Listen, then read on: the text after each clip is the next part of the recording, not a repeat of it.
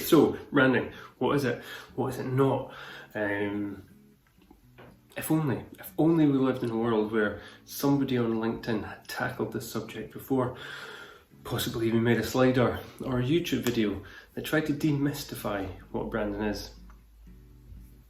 Unfortunately, to my knowledge, no one has ever done this. So it's up to me and the Outlaw Social team to try and bring clarity to you as to what branding is and what it's not. So, let's get into it. Last night, pre-flight, 0 hour, 9 a.m. And I'm gonna be high. So what's it not? Well, there still seems to be a misconception in some dark parts of the internet or the business world that if you have a logo, you've got a brand. And visual identity is important, right? Yeah, of course it is, but it's not the only thing that contributes to you having a brand. As I said, it's important because your visual identity helps people distinguish who you are and identify you in a crowded marketplace. When you think about it, it's increasingly important to work on a strong visual identity because people can come out with new products, new services, quicker than you can bat an eyelid these days. So, of course, it's very, very important. And there's more to a visual identity than just a logo in itself. You've got to think about things like typography, colours, associated imagery. A lot of stuff kind of goes into building a strong visual identity out with merely just a logo. So, okay, what else is there? And the way they talked, they were kind of tongue-in-cheek about themselves as well. So when we're talking about an emotional message, it doesn't always have to be that kind of like, ooh, warm, fuzzy emotional. You know, brands can make you laugh or have that bit of like sarcasm. So it doesn't always have to be this kind of grandiose purpose. I mean, an emotional thing can literally be, those guys are quite funny. I enjoy that. Yeah, so I think they did great. I can't remember there was a car rental company as well. They were like the second in the market, and rather than hiding that, they started using that as their main thing, and they were like, well, we're second place in the market, which means we need to try harder. And basically the problem was it worked so well they soon became number one in the market. But I think what's great is like that was an emotional connection. That was playing the underdog card. And then they were going, hey, we're going to try harder for your business. So there's different ways of hitting that kind of emotional high.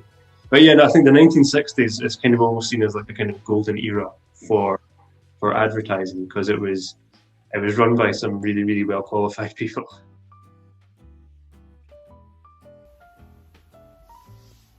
Sorry, you seem to have caught me reading. Welcome to the lifestyle section of this vlog. This is my living room. We're renovating the house and therefore have no curtains or door facings, so ignore that. Lifestyle in the era of COVID. I don't really know what to talk about. That's my garden. Everything's dead. But it doesn't matter because we can't go out anyway. What else have we got to show you?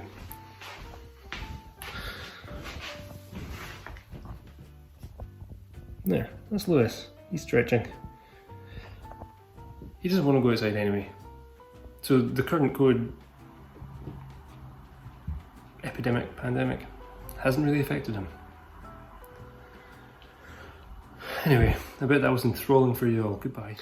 Okay, so it's not just your visual identity. It's kind of handy to think about a brand comparison, right? Like, imagine it's me. Or don't actually, that's probably a terrible idea. Imagine it's a person. I'm a person.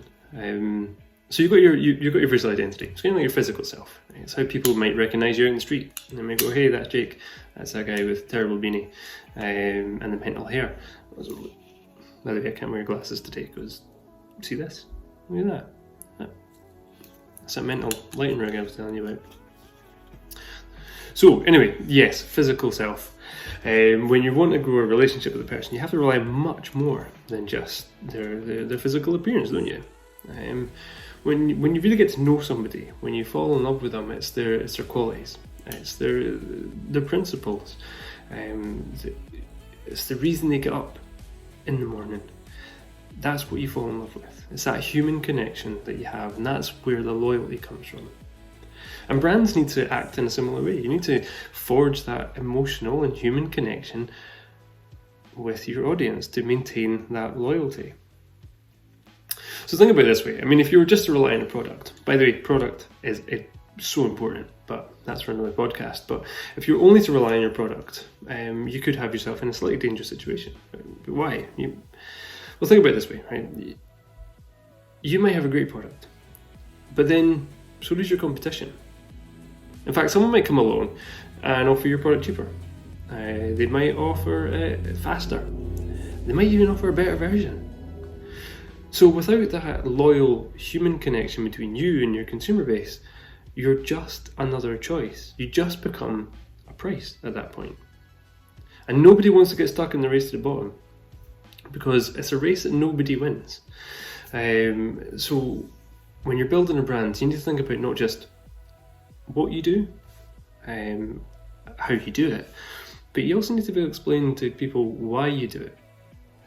And then also do this in a genuine way. See, you can't just retrofit a purpose. You can't just retrofit a set of values and hope that they stick. I mean, for one, your employees will see right through it and have no buy-in at all because it's fake.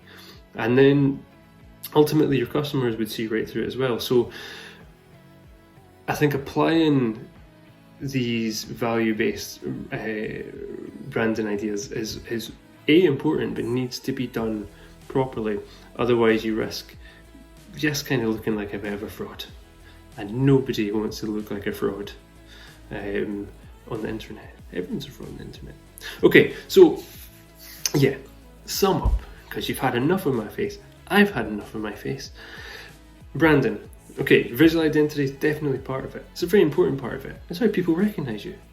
But then also, it needs to go deeper than that. You need to have a why. You need to have a reason for people to connect with you on a deeper, kind of more emotional level that will help drive that customer loyalty and keep them sticking around for a long, long time. I've been Trevor Nelson. You've been wonderful.